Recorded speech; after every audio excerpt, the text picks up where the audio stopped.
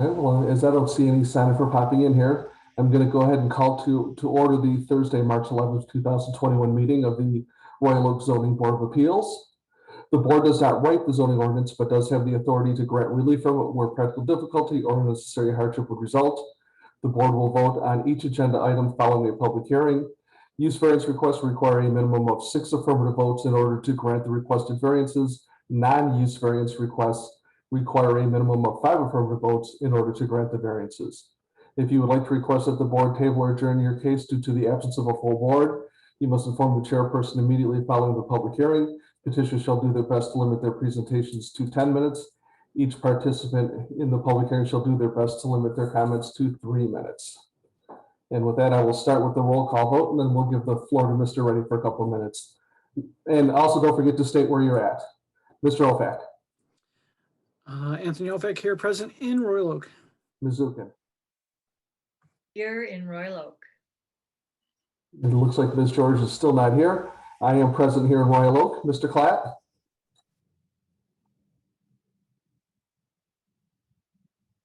Mr. Klatt. Oh, here in Royal Oak. Mr. Reddy. Did you say Mr. Reddy? I did. Oh, yeah, I'm present in Royal Oak. Excellent. Mr. Moore. Here in Royal Oak. Ms. Robinson. Here in Royal Oak. And Mr. Gavin. Here in Royal Oak. Right. And as was pointed out a couple times before, Maggie we do have just a came new... in. Maggie just showed all up. right. So let me, all right. Sorry. Oh, no worries. If you could just state you're here and where you're at. Maggie George is here from Royal Oak. Excellent. Thank you so much. All right. We do have a new member this evening, Mr. Arvin Reddy. So I will give you the floor for a couple of minutes. If you want to introduce yourself, sir. Thank you. I do not have a couple minutes worth to say about myself. I have lived here in Royal Oak for about 8 years. I love our beautiful city, and I'm looking to give back in a small way by serving on this board. Thank you for having me. Well, thank you, sir. All right, so that moves us along to the approval of the minutes for the February 11th meeting. I have a motion by Ms. Zukin, a second by Mr. Gavin. Any questions on the minutes? Corrections, deletions? Not seeing any, I will go ahead and call for the vote. I'll start at the bottom this time. Mr. Gavin? Aye. Ms. Robinson? Aye. Mr. Moore? Yes. Mr. Reddy? Can I abstain? I don't have the minutes. If you haven't read them yet, we'll put you in as an abstention. Mr. Klatt? Yes. I vote yes. Ms. George? Yes. Ms. Zukin? Yes. And Mr. Olfak? Aye. All right. So that moves us along to item D1, which is a case of unfinished business from last one. Case number 210206, public hearing on the appeal of JAG Assets LLC petition owner for a variety of variances. Am I going to pass this one to Ms. Sherhart or Mr. Murphy? Mr. Murphy, the floor is yours. Thank you. As all but one board member will recall from last month, the petitioner was in front of the board seeking a host of variances to construct a 2-story house that exceeded a variety of zoning ordinance standards. And I should let the petitioner in the meeting. Joseph, I apologize. Your sound is kind of cutting in and out. It's same issue I think we had previously. It's difficult to hear you. Okay, let me try and tilt the speakers up a little bit. Let me try again. And you can just wave your hand or tell me if it's not working out. The petitioner has revised their drawings. The petitioner is admitted to the meeting now, Mr. Maddox. The petitioner has modified their drawings to, they reduced the footprint of the house, as well as pushing the house further set back. And they've taken it from a pitched roof to a flat roof. And I'm going to go ahead and bring those drawings up on the screen. Hopefully you can see the drawings and hear me as well. So let me share my screen. We'll go over there, briefly go over their drawings, and then the petitioner will have the opportunity to describe the detail to you. So you should see on the screen in front of you the petitioner's site plan, which in the dark shaded gray area outlines the house. Again, the footprint of the house is reduced in size, and the structure is pushed back to be compliant with the front yard setback requirement. So the petitioner, the design eliminates the need for the setback variance related to the placement of the house, the garage, and the steps. It eliminates all three of those previously listed variance requests. And the petitioner has modified the floor plans of the house and the design of the house. I'll zoom in on the front elevation. Still has a front entry attached garage. Previously, there was a pitched roof. Petitioner has created a design with a flat roof. And I'm going to go to a different view. Their rendering, I think, gives you a better understanding of the design, that it's a flat roof now, and it's compliant with the height requirements. So they no longer need the height variance, the original height variance request that they had listed. This design eliminates 4 variance requests, previously listed 4 variance requests. It does, however, keep the variance requests related to, I shall zoom in on the floor plan for the garage, the ground floor area for the garage exceeds the maximum allowable square footage for a garage, and the garage itself, I'll go to the elevation. Garage itself is wider than 50% of the total front facade of the house. Those variance requests remain. They're unchanged. But the petitioner has the opportunity to describe to you, and I can zoom in on different sheets of the drawings based on the petitioner's need. I can share those views of the screen with you to give a description as to how they modified the drawings, eliminating certain variance requests based on your comment from last time. So with that, I'll open it up to questions that the board has, and then we can have the petition. Absolutely. Mr. Gavin. I just want to let Joseph know that, I think I caught everything he said, but the sound problem was starting again. It was going good for a little bit, but then it started up again. So I don't know if everybody else was able to hear you. Okay. All right. Any other questions for Mr. Murphy at this point? All right. Not seeing any. I see that Mr. Maddox is here. Yes, good evening, board. Again, thanks for everybody taking the time and for the opportunity to represent the project at this month's hearing.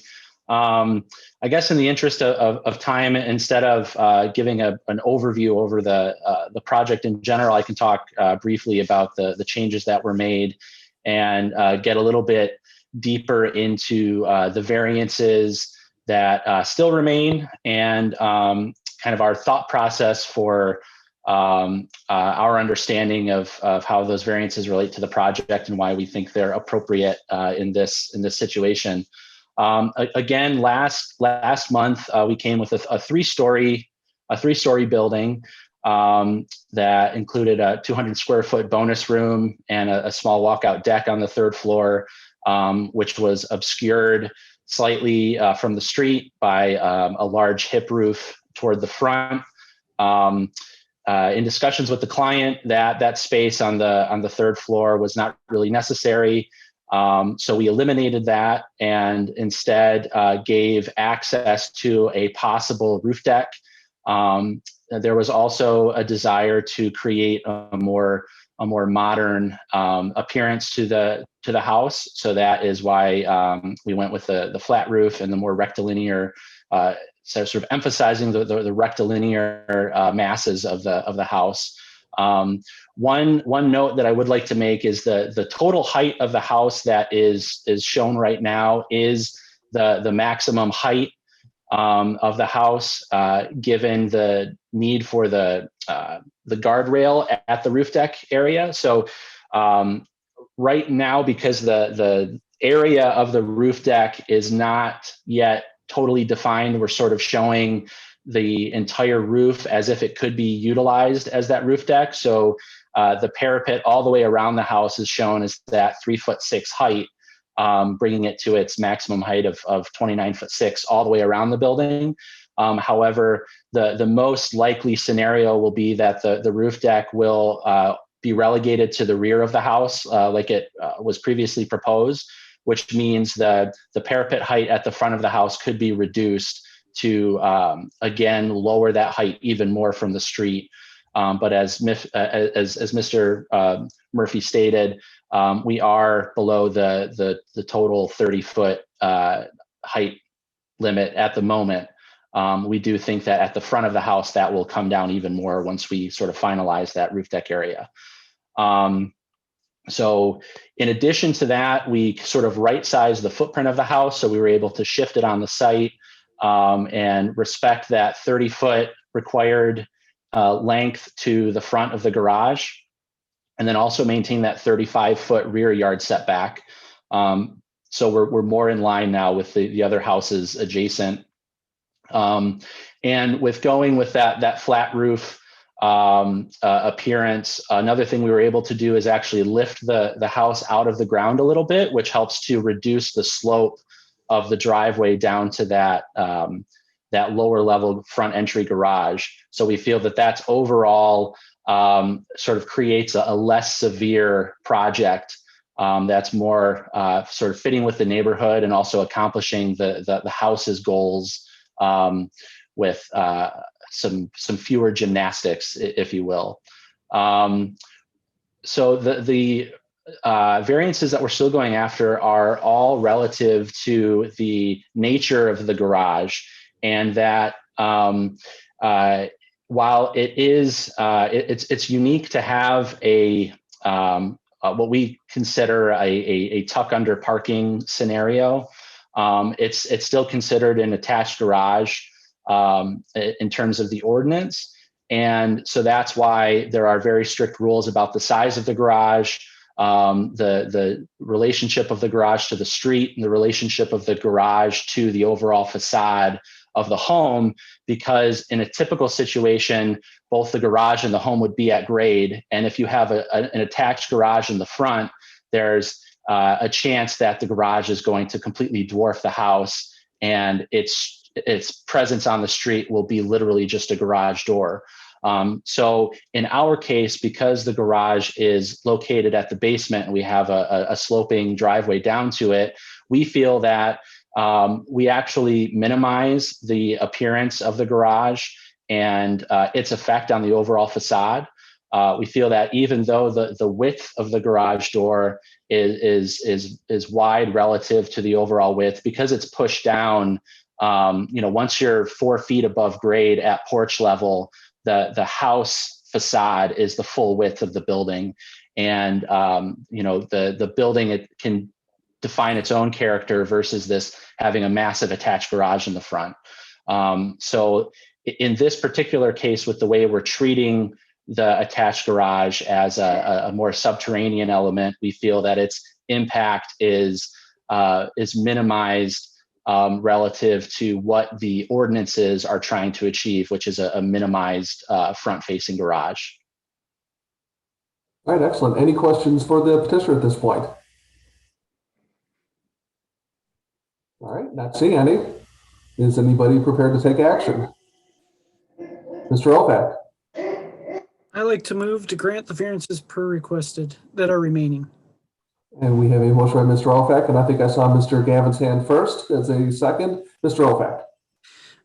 I think this case has a unique lot size, and presenting that along with their unique design solution, the remaining variances are a hardship to achieve without going for them. Wanting to give a garage on such a small lot, by default, you're going to take up 50% of it. Normally, I'd be against this, but because they're putting it down below grade, it's minimizing the impact, so I'm fine with that. Again, sticking with the garage, even whether or not you said, no, you can only use it for one car, you still have the same square foot there. So whether it's one car deep or 2 car deep, I don't see a problem with granting them the variance on that aspect. And same respect with the amount of percentage for the lot coverage because of that. So because of the unique hardships of the design and the lot, I'm perfectly fine with granting the variances they've requested. Excellent, thank you. Mr. Gavin, any follow-up? No, I really don't. I think Anthony summed it up pretty well. And although I think he meant practical difficulties instead of Yeah, that's hardships. Mr. Clapp. No, I just want to commend the applicant for listening to our concerns and questions from last month. So I really appreciate that. They came back with a better plan that significantly reduced the variance request. So we appreciate that. And thank you for listening to our comments and concerns. Thanks. All right, any other comments? Not seeing any, I will go ahead and do the roll call vote. Mr. Ofac, Aye. Ms. Zukin, Aye. Ms. George, Yes. I vote yes. Mr. Clapp, Yes. Mr. Reddy, Yes. Mr. Moore, Yes. Ms. Robinson, Yes. and Mr. Gavin. Yes. All right, that passes unanimously. You are all set. Thank you very much, and All right. have a good night, everybody. You do the same. Thank you, sir. All right, moving right along to our first item of new business, which is E1 case number F210301, public hearing on the appeal of Beth Bayless and Dean Tansky, petitioners and owners for the following variances. A, to waive 2 feet of the maximum permitted 4-foot fence height within a front yard setback along Crooks Road. B, waive 3 foot of the maximum permitted 3-foot fence height within 10 feet of the intersection of a driveway with a public sidewalk to allow a 6-foot side obscuring fence within a front yard setback as defined in the zoning ordinance located at 2301 Vincetta Boulevard. And who's taking this one? I'll be doing the remainder, so hopefully Okay. my sound cooperates a bit better. Well, I didn't see Mr. Murphy left the meeting. Okay, yes, ma'am. Alrighty.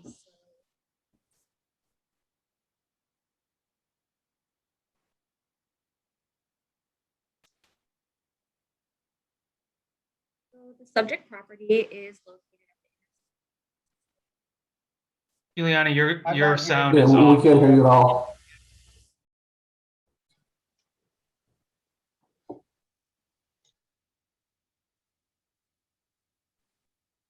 any better?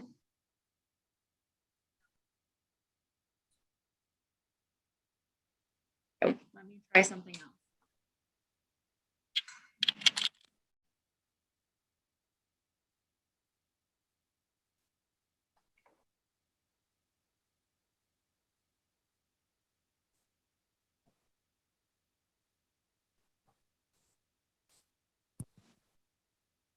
Can you hear me? Ah, much better. Oh, gosh. Sorry about that, everyone. Okay. I'll just restart. So the subject property is located at the intersection of Crooks Road and Vincetta Boulevard. It is a corner lot, and based on the orientation of the adjacent home on Crooks Road, this corner lot does need to maintain 2 front yard setbacks. Let me go to the site plan. So actually, I'll go to the drawing. So the petitioner had an existing 6-foot wood fence along their west front yard setback. And they did replace it with a vinyl site obscuring 6-foot fence based on its location in the front yard setback, and per the fence ordinance, the maximum height that is allowed is 4 feet. So that first variance request is to waive 2 feet of the maximum 4 feet fence height of a fence within a front yard setback. So that's along the Crooks frontage. The second variance request relates to the clear vision area that should be maintained when there is an intersection of any driveway with a public sidewalk. Within 10 feet of that intersection, the maximum fence height is 3 feet. As you can see from this drawing, the 6-foot fence does get as close as 7 feet and 5 inches from that intersection. And so the second variance request before you is a request to waive that 3 feet of the maximum permitted 3 feet fence height within the 10 foot of the intersection of the driveway and public sidewalk. Those are the 2 variance requests before you. Do you have questions for me? Can you switch screens, please? Yes. Thank you. Mr. Elfay. Just for the information on the new people involved, Juliana, Yeah. had that fence not be within the 10-foot setback, and they wouldn't need to worry about that height at the corner there, right? It's only because they're within that 10-foot vision triangle. Exactly. If they had jogged it to be at least 10 feet away, then it could be at the height that it is. It's just when it gets within that 10 feet that the 3 feet maximum height kicks in. I have a quick question. Yes. Was the wood fence also installed by the homeowner, or was it there when they purchased the home? Do we know? I'll let the petitioner. And when we get to the petitioner, we can ask him that question. Any other questions for staff at this point? Mr. Moore. Thanks. So it looks like the previous wood fence also had I'll call it a sight triangle, probably similar 7 feet. Was that an old standard? Like, has the standard been changed? Because it does look like there wasn't at least an attempt to have that sight triangle. It's just now falling a few feet short. So has that recently changed, or has there been a change to that? That I actually unfortunately don't have the historical knowledge of. If Joseph wants to jump in, maybe he has the answer to that question. I'm not certain. I will state that prior to approximately 12 to 15 years ago, the building division did not require a permit for a fence. So individuals may, not necessarily this individual, but individuals may have installed a fence that was or wasn't compliant with code requirements, and there would be no historical record of knowing that because there was no permit that was required. So there'd be no record at City Hall to demonstrate that, unfortunately. Okay, thanks. All right, any other questions for staff at this point? All right, not seeing any. I see that the petitioner is present. Mr. Tansky, the floor is yours. And you are muted, sir. Is that better? Yes, sir. Okay. Yeah, so we had the fence installed through Lowe's. The contractor pulled the permit. The work did start. We assumed that the city had approved it because the work had started. It wasn't until January of this year, the contractor contacted us saying he was fined multiple times. Asked me to get involved, asked for me to apply for a variance on the fence. I do agree that the driveway and the triangle there, I have talked with the contractor. He's willing to rework that area, so at least we can get it from 10 feet from that intersection. And I would, again, like to asking for you to approve the other variances on the fence. Any questions for the petitioner at this point? Not seeing any. Is anybody prepared to take action? Mr. Moore? I'll make a motion to grant, looks like A on the list of variants. Do you want to make a complete motion in encapsulating any conditions as part of B also? I don't think there's any reason really for this to be a two motion process. Okay, yeah, sure. I mean, would it be easier to have them withdraw the request for B, or do you want to just deny B? Is that what you're looking for? Mr. Murphy, procedurally, what do you think? Deny it or have them withdraw it? Either option, but there needs to be action and some form of action. I think it would be wise to ask the petitioner if he would like to have the board vote on it one way or another, or if he's willing to simply withdraw that request. Mr. Tansky? That was hard to hear. Will you repeat that, please? All right. As far as the second part of your variance request, item B, do you want to withdraw that request and then this board can stipulate that they're willing to make a motion on item A and then stipulate that you must have the fence reworked to meet the 10-foot visibility triangle as required within the ordinance? Yes. Okay. Mr. Moore? Then I make a motion to approve the variance A. And I have a second by Mr. Gavin. Mr. Moore, the floor is yours. Do you have any comments on your motion? Yes, I mean, this sounds like an issue of they tried to do the right thing. They did pull a permit. To me, they're replacing what was already there. So I feel like, you know, they've done their part and pulled the permits. So this kind of got into a situation. So All right, excellent. Mr. Gavin, any follow-up? There we go. My only comment is it's on Crooks. It's a really busy road. I have no problem with the 6-foot privacy fence along a very busy road. So that's why I'm in support of this. All right, any other comments on the motion?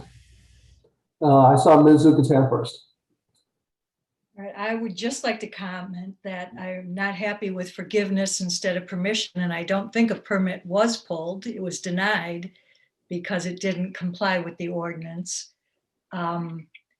If it had been properly brought to us before it was built, however, since it is on Crooks, I would have voted to approve it. And since he has withdrawn the 3-foot variance request, I probably will vote to approve it. All right, I'll just leave. I'm sorry, withdraw the 3-foot variance request. I'm sorry. I guess I didn't understand that completely. Well, you're pulling it back 10 feet, correct? Pulling it back 10 feet from where it currently sits. Right, so then you don't need the 3-foot variance. Oh, pulling back the, yes. Okay, yes. Yeah, that's all I was saying. Okay. And, you know, a builder should have known better. There's no excuse for what he did, I think. All right, any other comments? I think I saw Mr. Ofax's hand. Yep. The practical difficulty here I see is the fact that this is a corner lot on a busy street. If it was on a non-busy street, I'd be against it, but because it's on Crooks, privacy along a busy street is vital, just because of all the noise that goes by and all the cars that go by. So because of that, I do not have a problem with this issue. All right, any other comments? Mr. Moore. I just want to clarify my statement. I meant as in the petitioner thought that the permit was pulled and everything was fine and didn't find out about it until later after they had already incurred the expense. So that's what I meant in my statement about the permit. All right, very good. All right, then I'm going to go ahead and do the roll call vote. Mr. Gavin? Aye. Ms. Robinson? Aye. Where am I at? Mr. Moore? Yes. Mr. Reddy?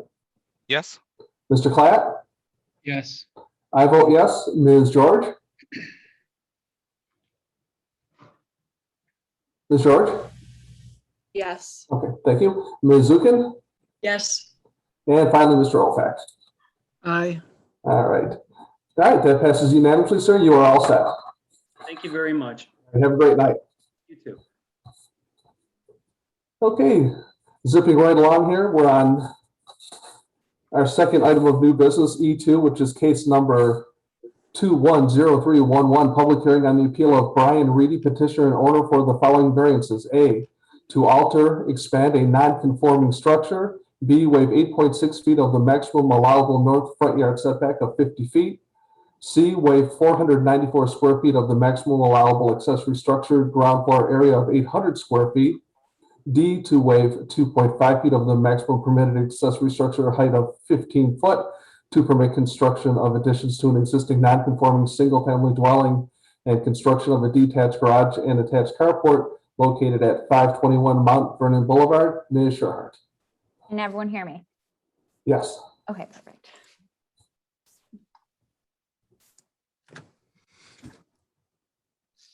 right. So this property is located on the south side of Mount Vernon Boulevard, east of Custer Avenue.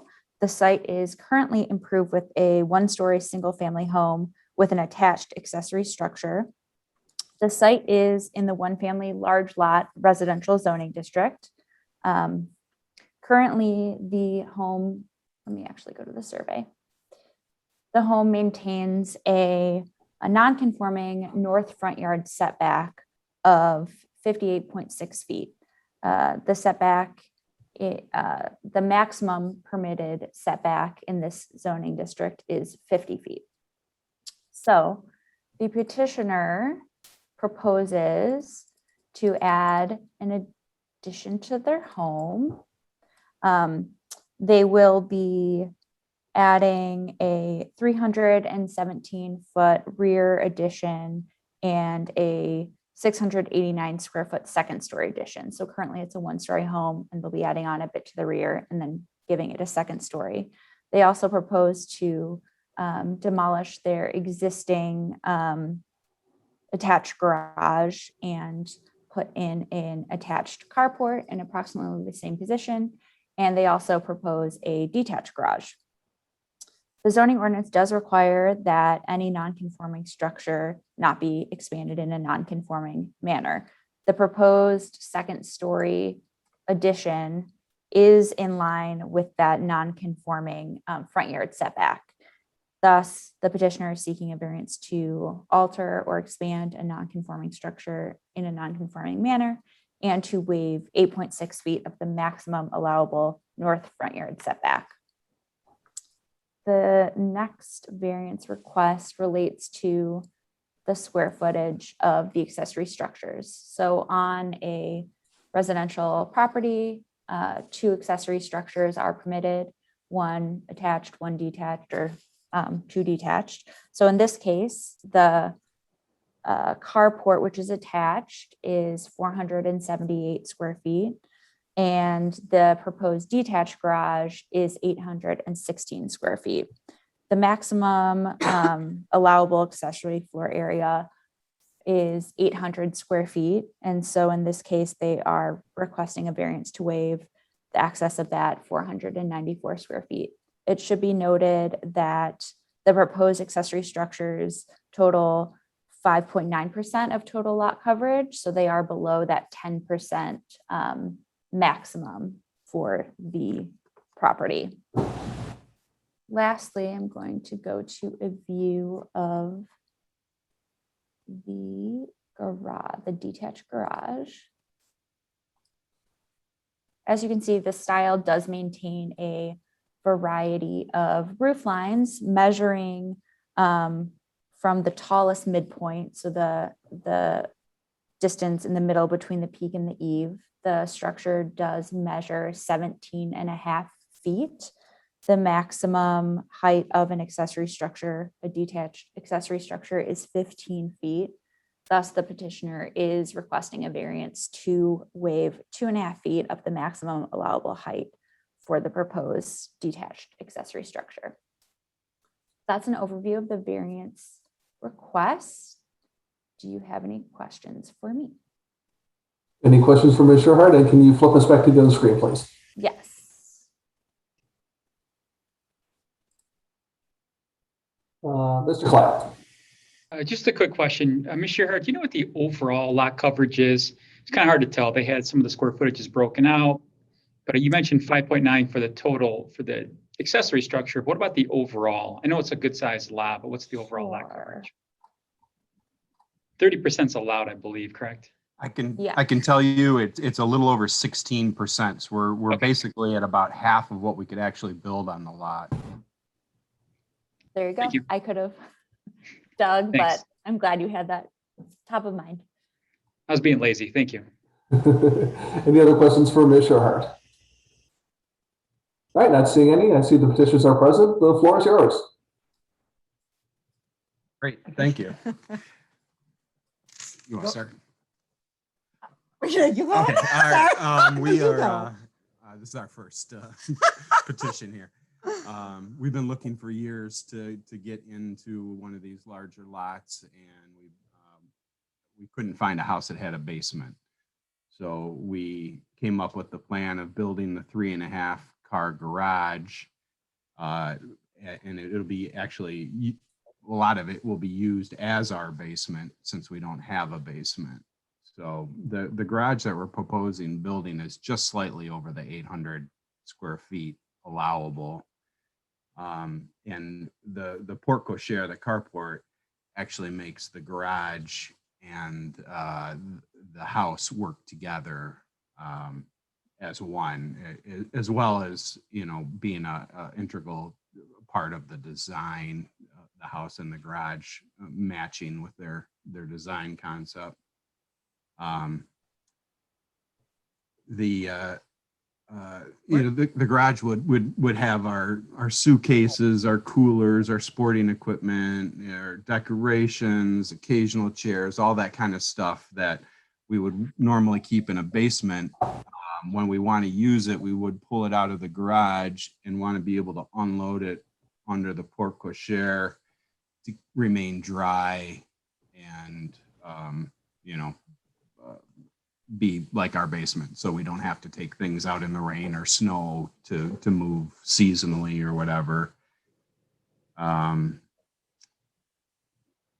We did a little homework. There's 7 homes on our street that are clearly have more than the 800 square feet allowable, and what we're proposing, our overall combination of the house and the what we're proposing, the combination of the house and the porte cochere is still, out of the 7 homes, it would still be only the 3rd highest square footage amount, there being 2 other homes having more square footage.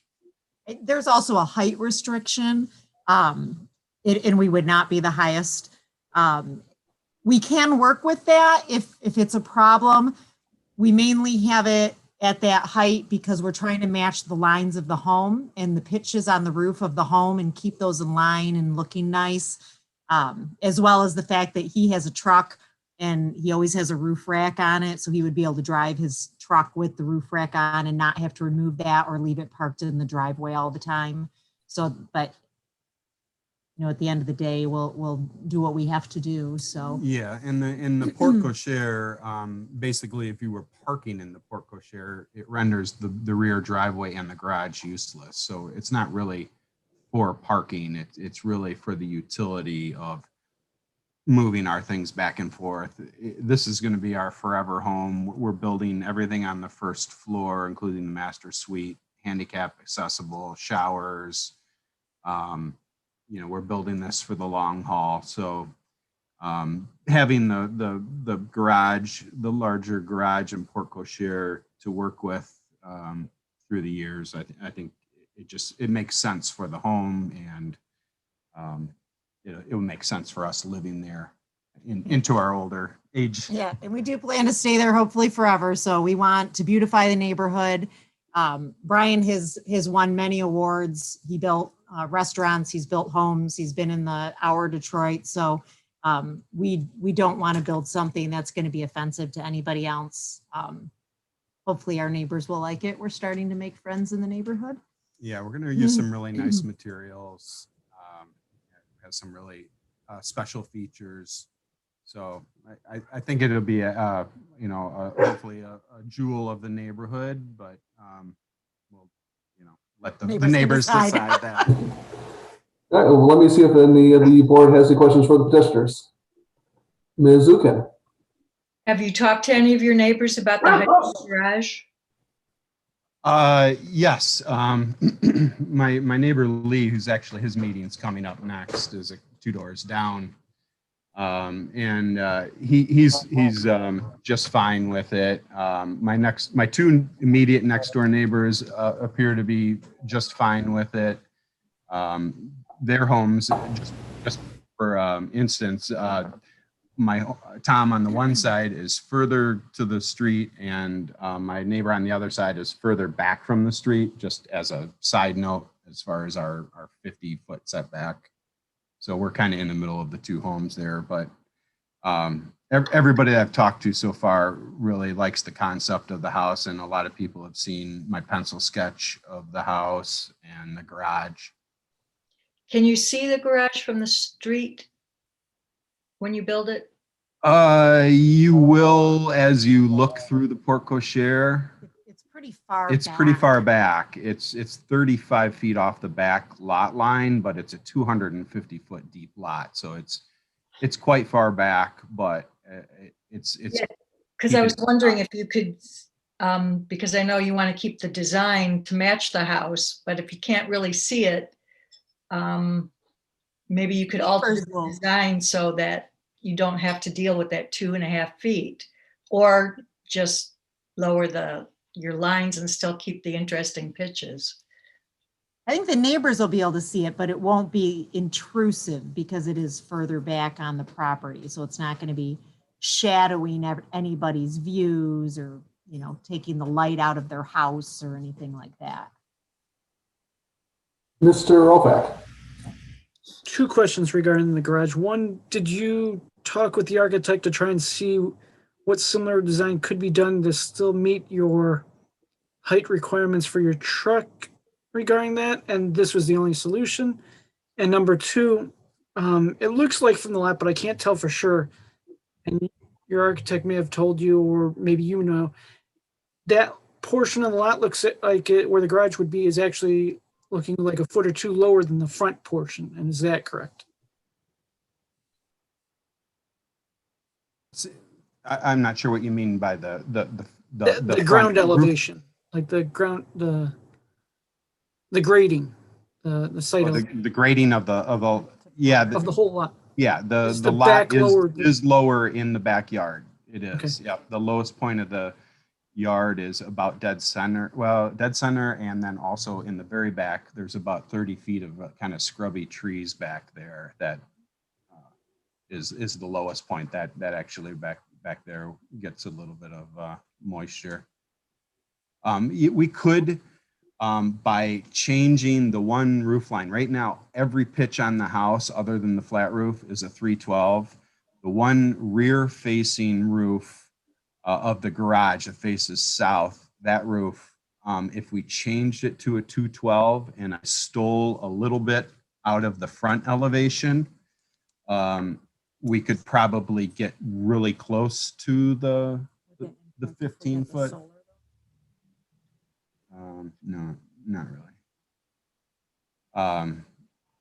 really. We could get a lot closer to it. I just, you know, aesthetically, my dad was a builder. I've worked as a superintendent for many years as a builder.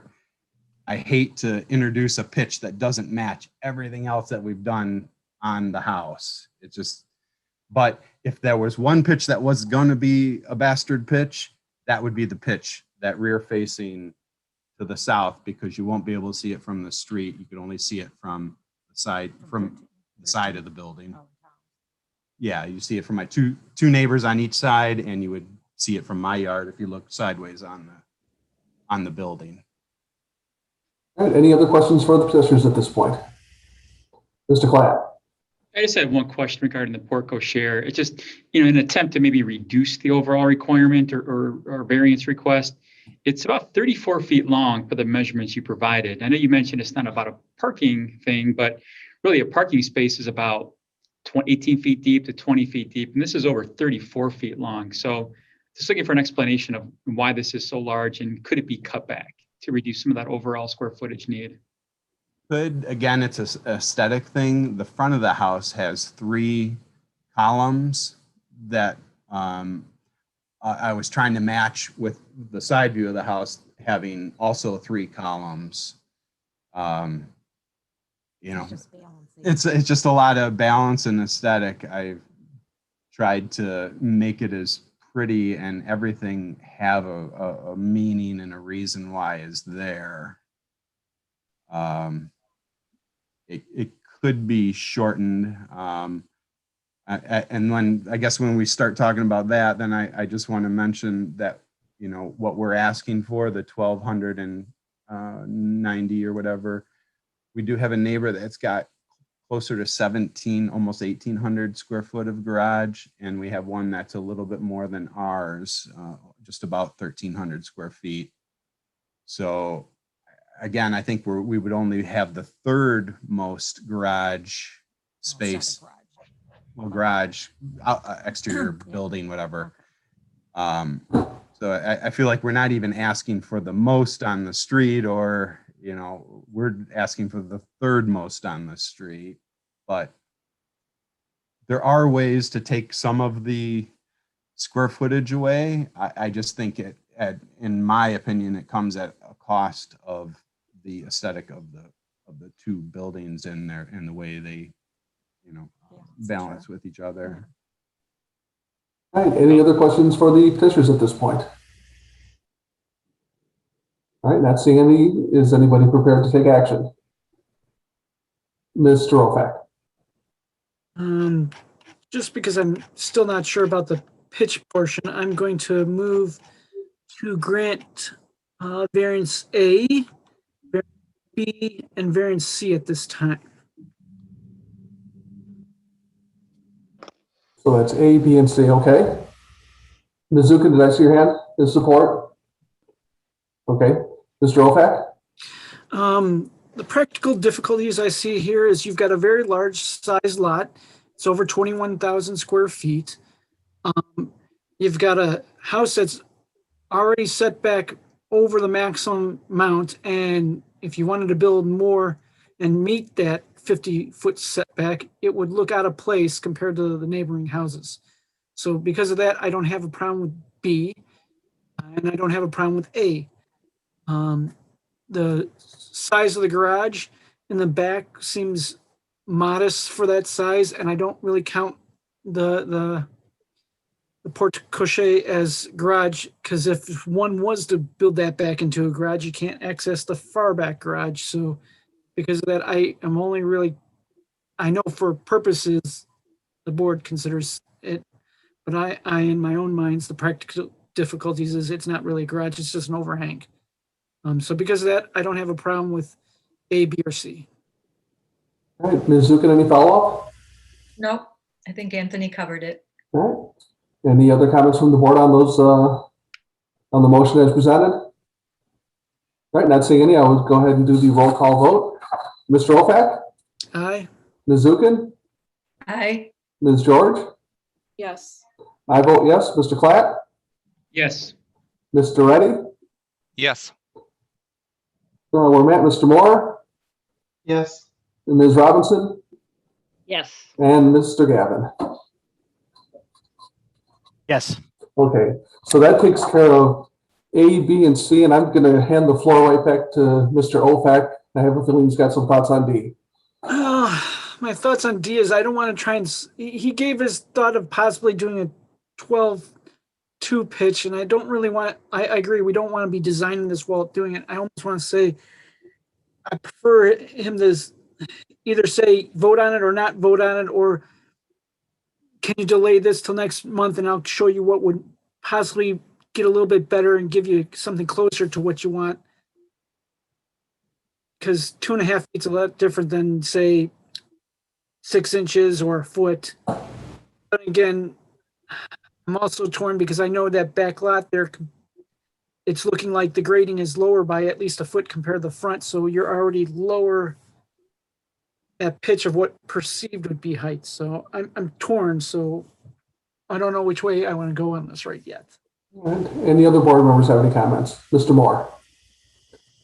Yeah, I just have to say on as far as D there, I think there's a good effort on them to make the garage match the house and make it as visually appealing for, you know, the couple of neighbors that will have to see it. So if they did have to reduce that garage height down, you know, it may not be something that looks as well as they have intended here. And, you know, I think they're just trying to make it a consistent project. I mean, my overwhelming thought on this is, in a lot of locations in Royal Oak, I think that 2.5 feet would give you some heartache. I didn't actually read the measurement, but maybe Mr. and Mrs. Reedy can answer for me. I mean, from the sidewalk to the front of the garage, I mean, what are we talking, 150, 175 feet? I mean, Okay. Okay. It's 170 feet from the rear of the house to the rear lot line. And it's 50, as we know, 58 feet from the front of the house to the sidewalk. So and 35 feet back. So yeah, we're 100, 100 plus square feet from the sidewalk. We're quite a ways. The backyards are so big. It's kind of, I've got a handful of the neighbors that have their garages set all the way back like we proposed this one. And they're so far back, they're kind of in a no man's land. It's not like it's shading anybody's pool or looking into someone's bedroom window. It's like our yard has 30 feet of scrub trees in the back, so that's it's kind of set back in that kind of setback area, or it's just before the setback. yeah, I mean, so I guess the point I'm trying to make is even if you're casually walking down the sidewalk and you take a look, I mean, to even catch the front of the garage, you're looking in excess of, 30, 35, 40 yards back. I mean, that's a nice Matthew Stafford house, quite frankly. So I just don't see that much harm in it. Mr. Class. That's why I asked the initial lot coverage question about the overall coverage on the lot. On a lesser lot, these would be magnified, right? But here it's not. And looking at the design, trying to reduce the pitch, that's even more problematic from a water standpoint. So I don't see what else they can really do. They can't really adjust the plate height, let the pitches match. So I feel pretty confident. I think it's a good design. Mr. Opek, I see your hand. And I shall, hearing conversations, I shall move to grant variance D as requested. We have a motion on variance D, and we have a support by Mr. Moore. Any follow-up comment, Mr. Opek? I think the thoughts on how far back it's set, the practical difficulties on the height are offset by how far back it is, as well as the fact that the lower elevation. So I think it's the height, perceived height overages that are there. And it'll fit in nicely with the neighborhood and do it just. Right. Any other comments on item D? Not seeing any. I'll go ahead and do the roll call vote. Mr. Opek? Aye. Ms. Zukin? No. Ms. George? Yes. I vote yes. Mr. Clapp? Yes. Mr. Reddy? Yes. Mr. Moore? Yes. Ms. Robinson? Yes. And Mr. Gavin? Yes. Right. So that motion passes 8-1. You are all set. Thank you Thank very you so much. much. Much Have a appreciated. great night. Thanks you. you as well. Okay, moving right along to item E3, case number 210312, public hearing on the appeal of Sarah Tobias and Lee Colick, petitioners and owners for the following variances. A, to waive one of the maximum allowable number of driveways. B, waive the hard surface requirement for a driveway to allow a second gravel driveway located at 505 Mount Vernon Boulevard. Ms. Sherhart. Yes. Moment while I share my screen.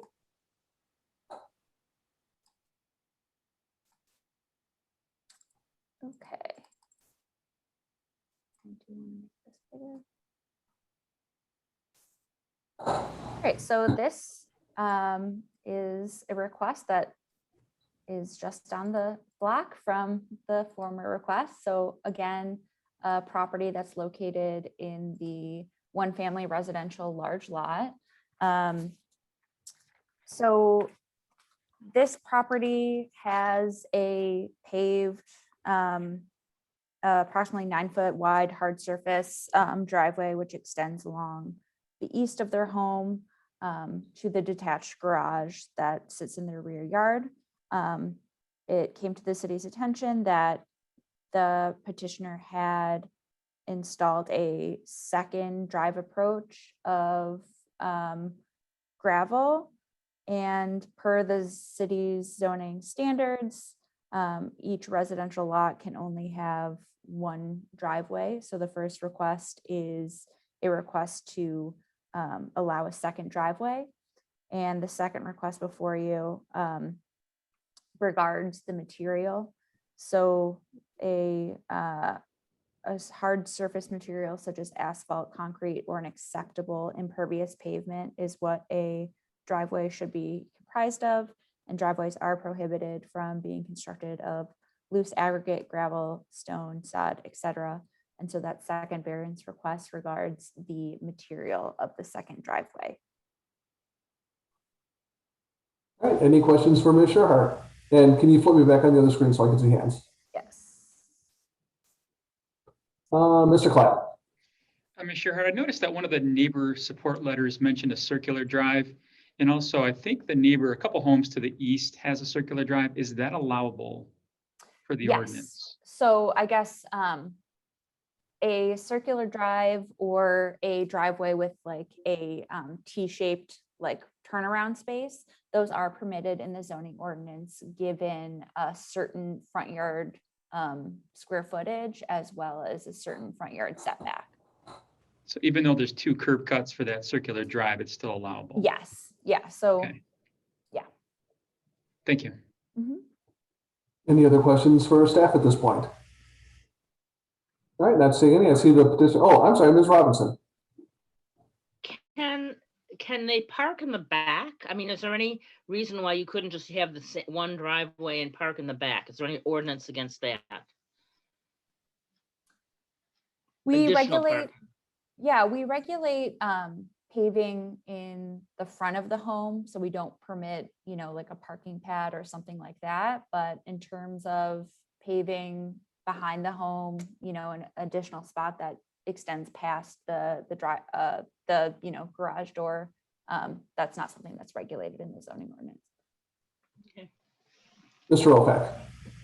Is and I was trying to determine, is that actually a true curb cut there, or is that because of that the way the road is and how unpaved it is? I couldn't tell if that was a true curb cut or not. It doesn't look like it is. I don't see that. I'm just looking at the aerial or the street photo. It's not hard surfaced on the approach either. All right, any other questions for Ms. Sherhart? All right, not seeing any. I see the petitioners are present. The floor is yours. All right, thank you. How's everybody doing? Well, thank you. Good. So I just want to start off by saying, I think this is a very unique situation because, you know, the hardship isn't the parking issue. The hardship isn't that we're not able to put in another, you know, more driveway space. The hardship is the requirement of having to have the connector between the 2 driveways and the material that we have to use, causing damage to the property. Yeah, and I think too that, you know, the vast majority of people that come in front of you are asking for increases, right? They want the bigger house, the bigger garage, you know, to exceed what they're allowed to do. And I think that we're actually asking for the opposite. That said, in a past meeting, I think that it was Mr. Klatt who had made mention that he would like to see petitioners be required to answer the 4 questions. So I have written something that I would like to read to you that I think addresses all 4 of those. So A is that this chapter's restrictions unreasonably prevent the owner from using the property for a permitted use or permitted purpose.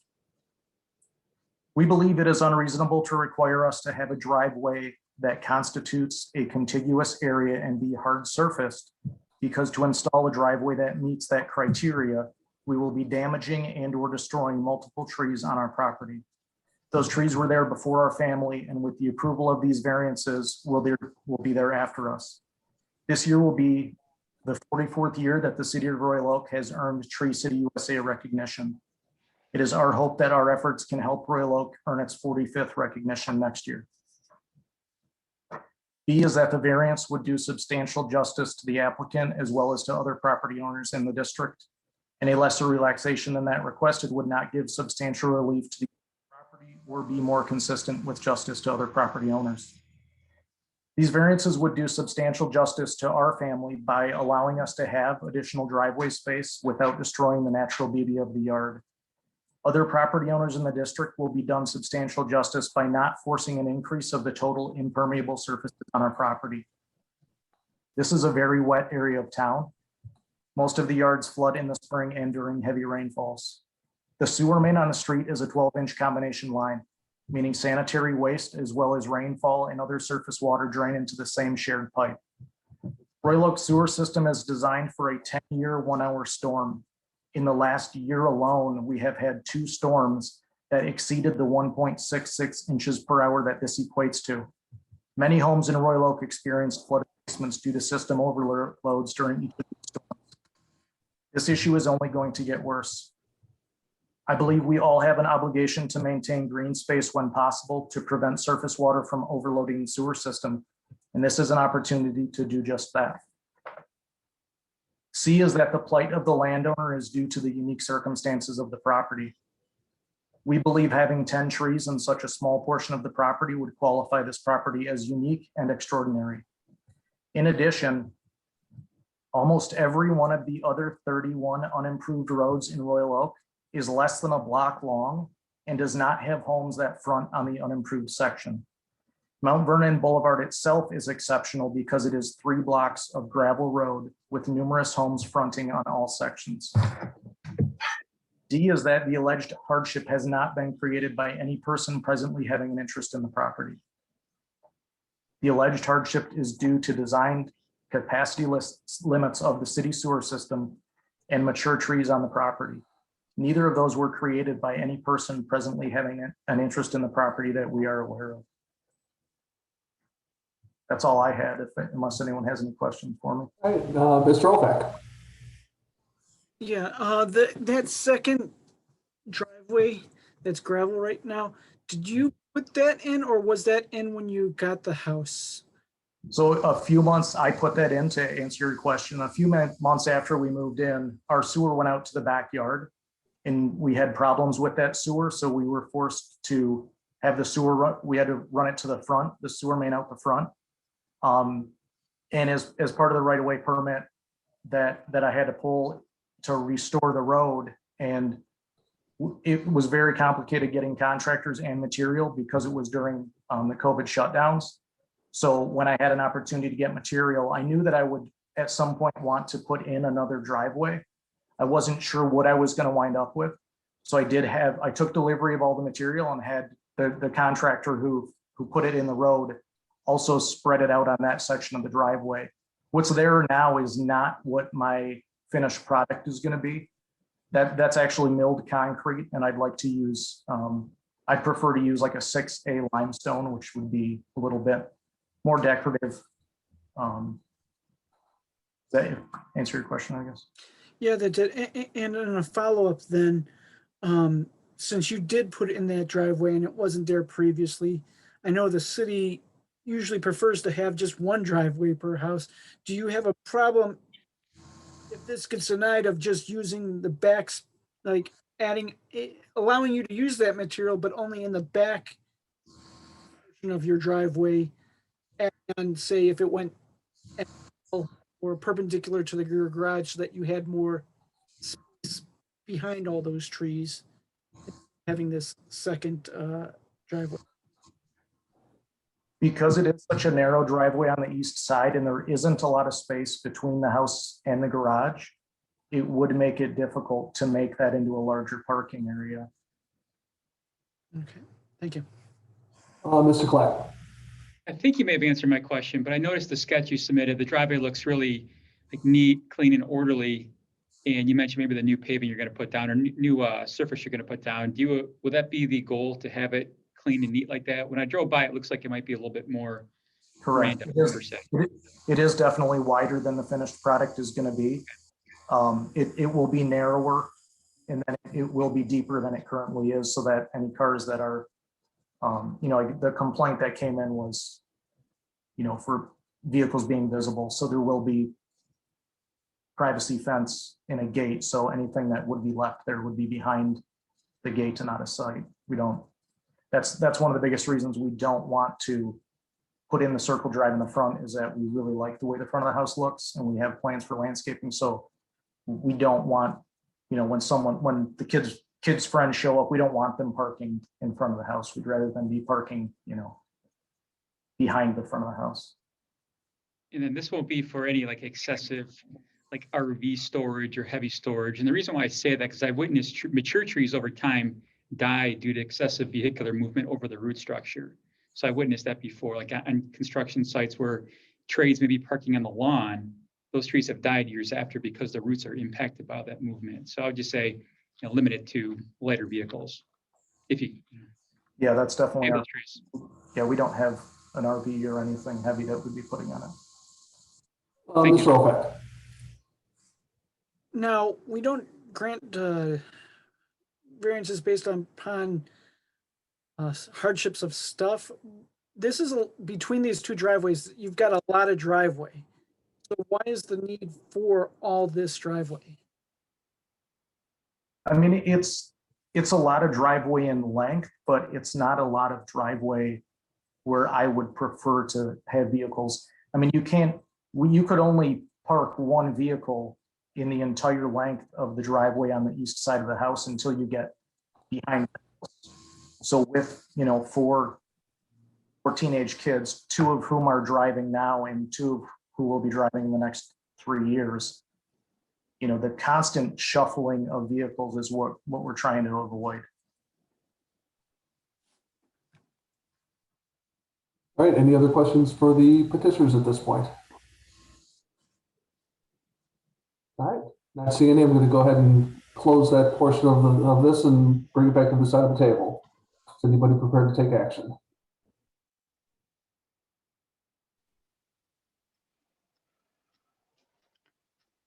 Anybody? Ms. Robinson. I just wanted to say, I don't really see the need other than having a lot of cars that they need to park. Am I not following this? That there's some other need for that? I don't see why you can't park cars in the backyard. I know in And I understand that and I appreciate it. past, we've had problems with this before too. I would just like to remind the board that without any special permission, it's a half-acre lot. I could literally pave the entire backyard. And I could, without any special permission, I could do as multiple neighbors have, and I could I could pave almost the entire front yard. And it would meet the criteria that it needs to.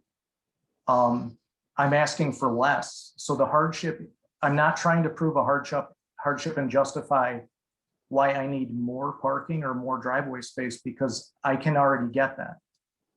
The only thing I'm trying to request is to put in less hard surface and do less damage to the yard. That's it. And I think I saw Ms. Zugan's hand, if I'm not mistaken. Correct. Yeah, I don't see a practical difficulty here. I do appreciate you wanting to use a permeable surface. I think, in the long run, those are better maybe for the city, but there's no practical reason why you need that second driveway. We've had a lot of cases in the past where we just tell people, okay, you're going to have to move cars out of the driveway to let other cars in. People are doing that all over the city. And I do really like the front of your house. I think it's very attractive. But it's not a practical difficulty as to why you need a second driveway. And this again is a case of forgiveness and not permission, because you put it in contrary to what the ordinance is. So. Well, before we speak too strongly for or against, we really should have a motion on the table. Mr. Opec.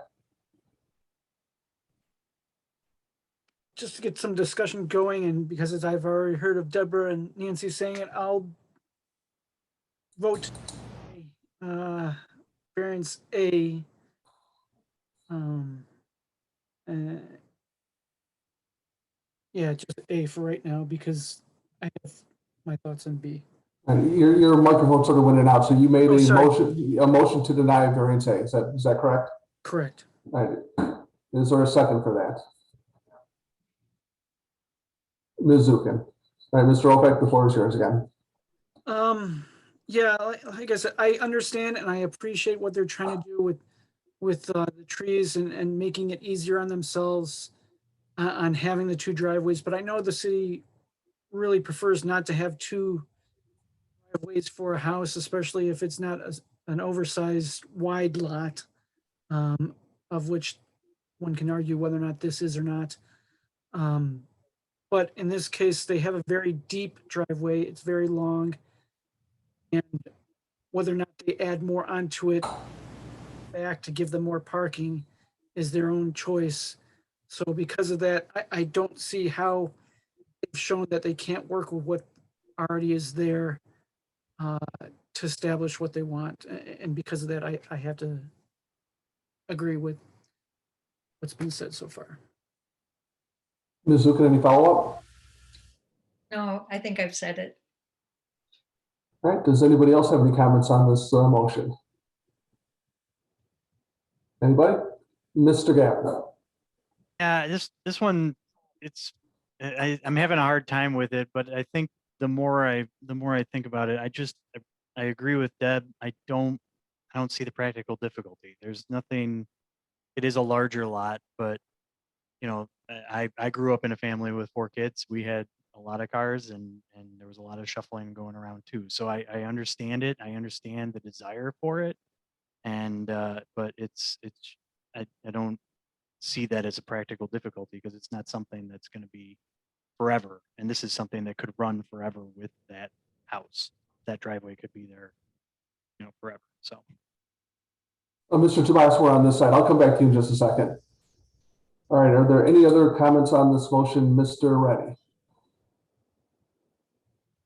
Well, it seems to me that if the driveway were connected, there would still be, I mean, as far as the 2 driveways are concerned, you'd still have 2 entrances to the street. And the practical difficulty is, as they described, the drainage and sewer situation. So I'm in favor of it, but I just wanted to put that out there. All right, any other comments? Mr. Moore. So, I mean, I'm having a struggle with this one too, because they could connect the 2 driveways and be in compliance and have a single driveway. So I guess that's why I'm leaning towards denying this as well. Yeah, this one, I think, I'm probably having the same difficulty as everybody else. And the reality is this guy could come through with a big axe, chop down about 14 trees, build a horseshoe in front of his house. There would be nothing that anybody in the city could do to stop that. And he would really lessen the feel of what's happening, particularly in that stretch of Royal Oak. I mean, we don't have so many neighborhoods where you literally have a dozen plus trees in somebody's front yard, and it has that up north woodsy kind of feel, and what I think he's trying to do, he's trying to make the best out of the situation by asking for very little. And while the fact is there really is no practical difficulty here, the other reality is that he could really just come in, like I said, take an axe, chop everything down, build a horseshoe, and just move on, and we'd have, the city would be stuck with that instead. So I'm really I'm in a quandary on this one. Mr. Clapp. Yeah, I hate to, I brought that up before about the vehicular traffic, but I would encourage you to speak to an arborist about that. Because I said, I witnessed several trees that 2 years later died. And when the arborist came out to that client's home, it was based on that car traffic. So, I commend you for trying to keep those trees, but I think you could be doing harm to them in the long term by driving cars over them. So I think it'd be worth a conversation with an arborist. All right, well, not seeing any other comments, I'm going to go ahead and call for a roll call on this vote. And the motion is to deny item A. Mr. Gavin, Aye. Ms. Robinson, Aye. Mr. Moore, Yes. Mr. Reddy, No. Mr. Clapp. Yes. I vote yes. Ms. George, Yes. Ms. Zukin, Yes. and finally, Mr. Opak. Yes. All right, so the motion to deny does pass 8-1. And I apologize, but thank you, folks. Have a great night. No, no. I'm sorry, Mr. Opak. That was only for A. For B, I'd like to make a motion to grant B as requested, should they want to expand other portions of their normal driveway. I think I might punt this to Mr. Kaluzny or Ms. Sherhart. I want to make sure that we get this correct procedurally. We have a motion that has passed, which is to deny allowing a second number of driveways. The surface product that we're talking about specifically pertains to the second driveway. Now that that driveway is not being permitted, does item B become a moot point? Well, I was thinking it just says, the port says waive the hard surface requirement for a driveway. Whether or not that's for the first driveway or for the second driveway, it's just waive that requirement for a driveway. No, I'm not following you. I want to get a clarification from either legal or staff on that. I'll let Ryan speak. I'm going to punt it back to you, Joseph. I mean, it depends on what they're asking for. In reading the report, it says the petitioner is seeking a variance to allow a second driveway constructed of gravel or loose aggregate. So if that's the case, then it's specific to what they're proposing. Okay, then that's fine. Then I don't need to grant. Okay, that's fine. Then it gets lost with A. Okay.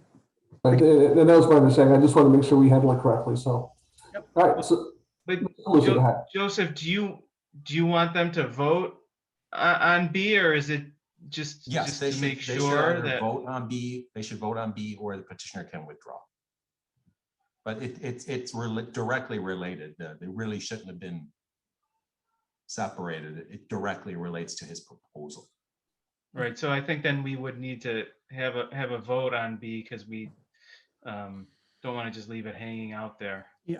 All right. So, well, Mr. Opak, before you offer a motion, Mr. Tobias has been patiently waiting. So, if you have something you want to say, sir. Thank you. I mean, just a couple things. I think you are missing the point in that if one or both is denied, we absolutely, you are forcing our hand. We have already decided that we need to extend our current driveway. So to repeatedly, reference it as a second driveway, it's not going to be a second driveway.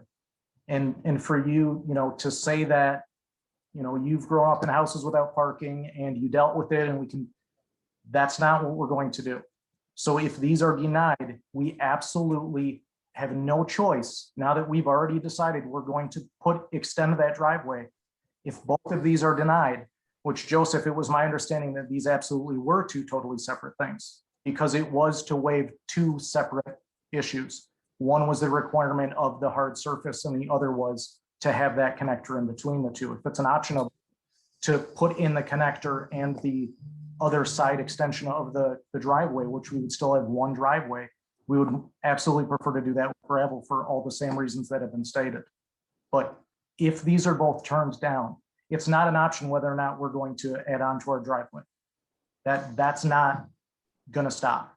We just did not want to do any harm or a disservice to any of our neighbors by doing those things.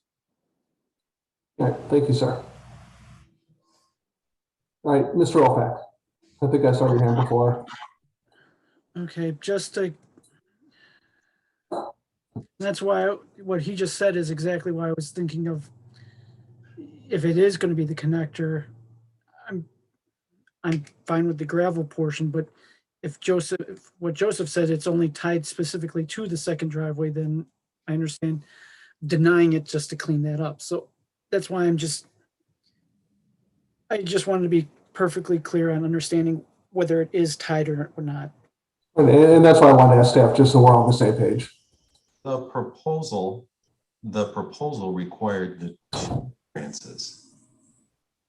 So if you deny the first item A, which is to have another distinctly separate driveway, they didn't propose to have a U-shaped driveway that's gravel. They proposed to have an entirely separate driveway of gravel. That was their proposal. If you're wanting to break it into two based on a theory of what could happen in the future, that's not what they proposed to you. Okay, so does this mean that second curb cut that's there right now that they put in would have to get taken out and they only have one curb cut basically? Is that what you're essentially saying? Since you denied variance request A, they do have to remove the direct gravel drive approach and the gravel driveway that's the new one that was installed. The existing obviously remains untouched. Mr. Gavin. I guess, yeah, I mean, part of me is like we've allowed plans to change a little bit. I mean, like we did it just tonight. We considered something from last month where they changed the plan and were able to withdraw, some variances, but we had previously approved some variances last month. So I don't see necessarily like, if they're able to do a circular driveway, which is what it sounds like Mr. Tobias is saying they're going to do. Why can't we consider, or even just, table it till next month? He could bring us back a revision to his proposal if he's going to do a circular driveway that otherwise conforms and doesn't expand the requested variances. We could still, I don't see any reason why we couldn't come back and vote on the gravel for a revised circular driveway as long as it complies. So I guess that's kind of my question is Sure, that you could postpone it to allow the petitioner to bring in a modified design of a U-shaped driveway or a T-shaped driveway. There are a couple of different varieties which allow for parking in the front yard. So you do have the opportunity to postpone it, and that would allow the petitioner to modify their proposal and come back and ask for variance B to the hard surface requirement only. Well, then, Mr. Chairman, I would suggest we propose that to the petitioner. Mr. Tobias. I would appreciate that very much. All right, thank you, sir. All right, so Mr. Gavin. I will move to table the item B till next month. We have a motion by Mr. Gavin. A second by Mr. Klatt. I see his hand. And Mr. Ofak, did you have a comment? Well, let me go back to the motion maker first, Mr. Ofak. Mr. Gavin, any? No, I think I've covered it already. So. All right, excellent. Mr. Klatt, anything? Nope. Okay, Mr. Ofak. The question is more to Mr. Kaluzny. Since we just denied A, if this got tabled to next month, would that A, we have to then propose to undo A if it was something acceptable, since that would be a second driveway? Or I totally agree that I'd like to see them come back to us, but I hate to mess up everything too. So I don't believe if they're proposing a circle drive, we consider that one driveway. So I don't think there would be A has been voted on, but that would not affect the possibility of a circle drive of a impervious surface to be proposed at next month's meeting. Any follow-up, Mr. Kaluzny? No, I mean, I would leave it to Ms. Sherhart or Mr. Murphy, their expertise on it. it sounds like they're saying that would be okay. Obviously, that A was denied, but to come back on B, if it's the plan's amended, then it may be appropriate. Okay. Okay. All right. Since we've hopefully clarified that to some degree, I'm going to go ahead and call for the roll call vote on the motion to postpone item B until next month. Mr. Gavin? Aye. Ms. Robinson? Aye. Mr. Moore? Yes. Mr. Reddy? Yes. Mr. Clapp? Yes. I vote yes. Ms. George? Yes. Ms. Zukin? Yes. And Mr. Ofac. Aye. All right. All right. We will see you folks next month, and hopefully we can come up with something that works. Thank you both very much.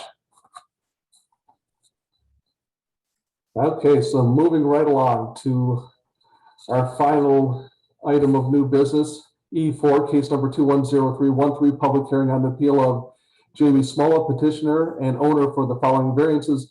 A, waive 7.3 feet of the minimum required 29.3 foot west front yard setback. B, waive 6.5 feet of the minimum required 22.3 foot west front yard setback measured to an unenclosed front porch and steps. And C, to waive 2.6% or 177 square feet of the maximum permitted total lot coverage of 30% to permit construction of a new two-story single-family dwelling with an expanded living space into a required front yard setback located at 128 Baker Street. Ms. Sherhart. Okay.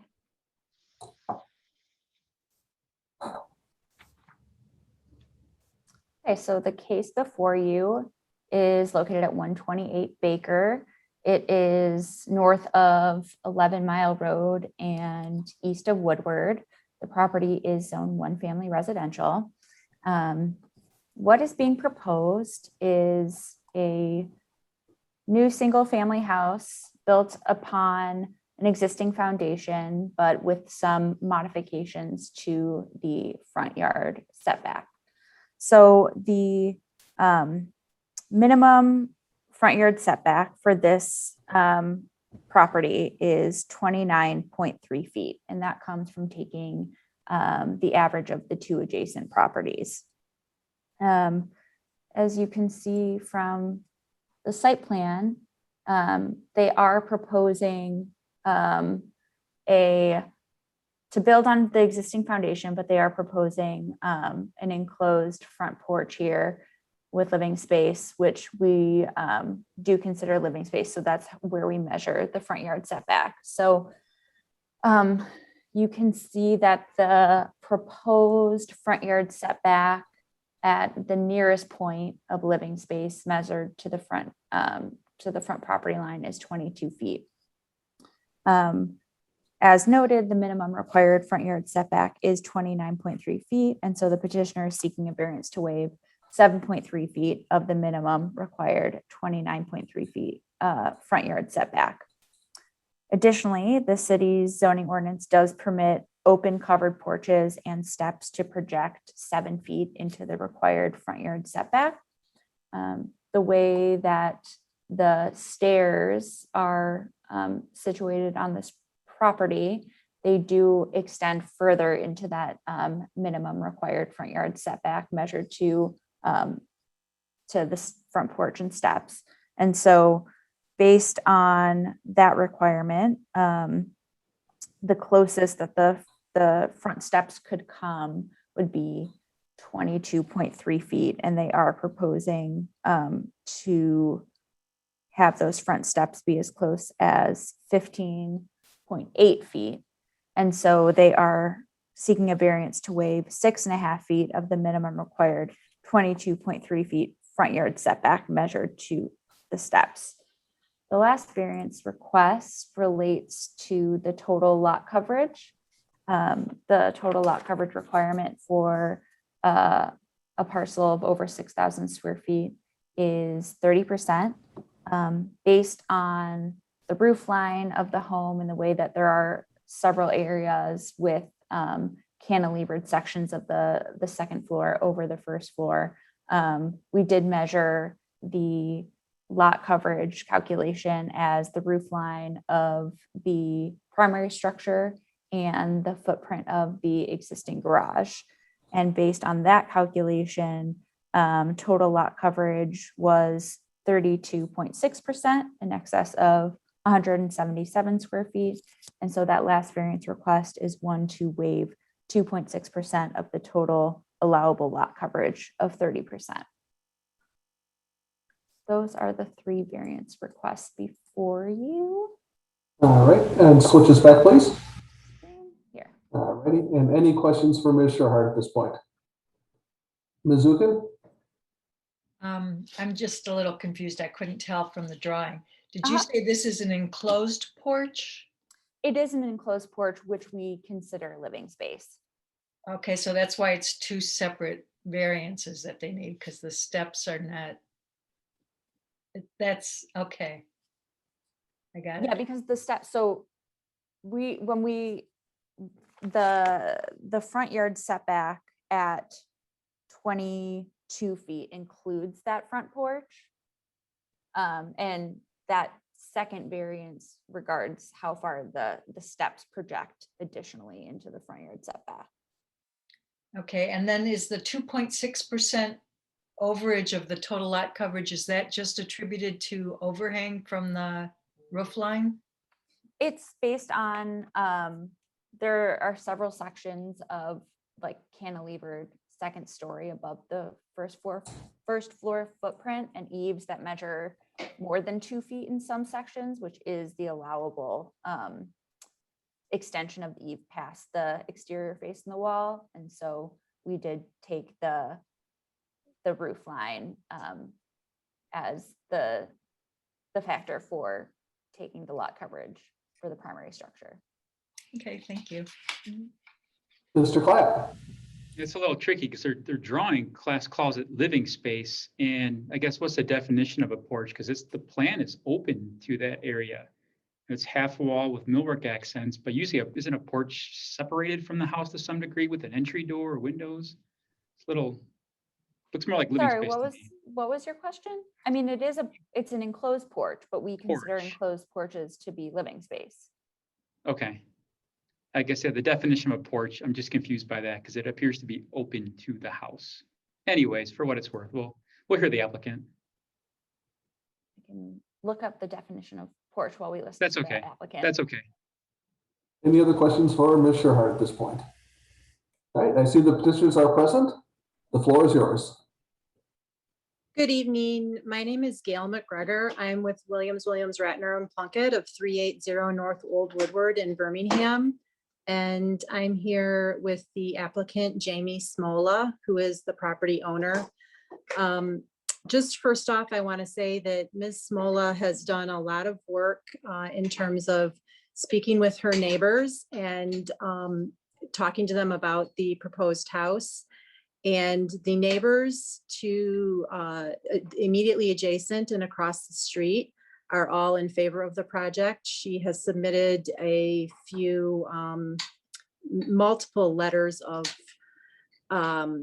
support, and just want to say that right up front. And Ms. Smola is here on the Zoom as well if you wanted to talk to her about the efforts that she's made with her neighbors with respect to their support of the project.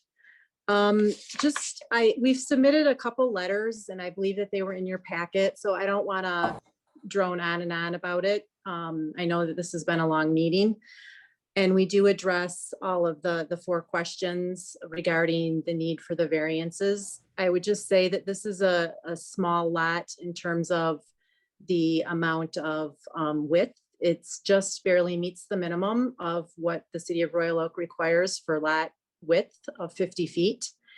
And the original house on this property was built in 1924. Ms. Smola is wanting to use the existing foundation and the existing garage. So there is no change with respect to the footprint. There was a front porch on the original house that was sited in the same place as the proposed enclosed front porch / living area. And the new house will not be any closer to the front lot line than either of the houses that are adjacent. The city does not include those enclosed front porches on the adjacent houses when calculating the average setback. And I understand that there's a reason for that and a need to come before the board. We respect that for variances. I just wanted to mention that because I don't think that that was real clear, that those front porches that are enclosed on the neighboring houses are not calculated into that average. So it appears as though we're asking to be closer to the street than the neighbors, and we're really not. The other thing that I wanted to mention about the lot area coverage is when I read the ordinance, it appears to me that the ground floor outer walls are what you measure to get your lot coverage area ratio and not the roof line. And I did address this in my letter. If we use that area as opposed to the second floor cantilevers or the roof line, then our lot coverage is less than 30%. It's about 27%. So to wrap it all up, this area, the street, it has a lot of older homes on it. It looks like there is some infill going in. This is an infill project. And the lots are very small and narrow. It's very close to Woodward. Jack's Car Wash is kitty corner across the street. And this house it's very consistent with the neighborhood. It will retain the streetscape as it exists. It's not going to be a standout. It's going to look very much in place in this stretch of Baker Street. So that's all I ask. I ask that you favorably consider these variances with respect to the front setback. Like I said, we're not going any closer to the street than what the original house that was there. And this is going to be a great addition to the neighborhood and really uplift the street. Excellent, thank you. Ms. Small, anything that you would like to add? Nope, just looking to build a home for my family. All right, thank you very much. Mr. Clapp. Just a quick question. I understand the need to utilize existing foundations, and I respect that. But I also understand that the new addition to the front will sit on new foundations. Is there any reason why that addition couldn't have been built in the rear yard where you have enough setback to comply with? Like that, for example, the 7 feet up front, put it in the back where you meet the rear yard setback requirements. Gail, if I may, the porch that was on the house originally, we assumed had footings and everything. Upon finding out we don't actually have footings down there, but we like the front porch. We want the, I guess you would say, like the living space to add to the front because that's where the sun sets and whatnot. We just like the location, and plus we have kids, so we want more room in the front or in the backyard for them to play and grow up in. So like she said, they're kind of narrower lots and we don't go too far back, but we'd like for our kids to have some room in the back to play as well. Thank you. Any other questions for the petitioner at this point? All right, not seeing any. And we'll go ahead and bring it back to this side of the table then. Mr. Ofac? I'll move to grant all the variances requested. We have a motion by Mr. Ofac. Is there a second? A second from Mr. Gavin. Mr. Ofac. The practical difficulties I see here is if we actually required them to set it back per the requirements, then it would be set back and not closer to being aligned with its two neighborly houses that already have enclosed porches. So because this is not an enclosed porch, it's actually living space, you wouldn't be able to tell one way or another compared to the other houses per se when just driving by. So to have it more aligned with those, I think that creates more of a uniformity, and I don't have an issue with that. As for being over the 30%, I could see how with the overhangs it's considered one way and how they thought another way. And the amount of overhangs they have is very minor, I think, in the grand scheme of things, for it not actually being on the lot itself. It's just overhanging, so you still could get green underneath there.